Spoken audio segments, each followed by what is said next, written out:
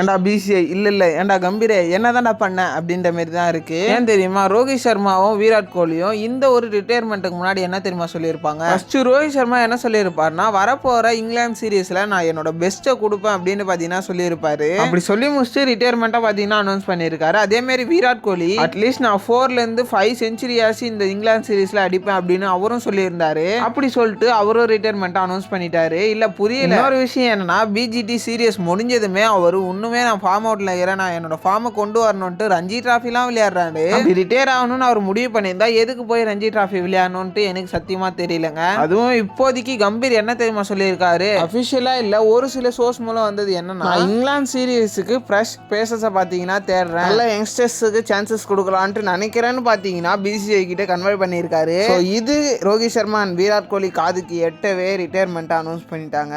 மற்ற கண்ட்ரிலாம் ஒரு பிளேயர் ஒரு லெஜெண்ட் ரிட்டையர் ஆக போறாருன்னா கடைசி மேட்ச் அவருக்கு சான்ஸ் கொடுத்து ஒரு நல்ல ஃபேர்வெல் கொடுத்து ரிட்டையர் பண்ணுவாங்க. ஆனால் நம்ம நாட்டில் மட்டும்தான் இது மாதிரிலாம் நடக்குமே சொல்லலாம்.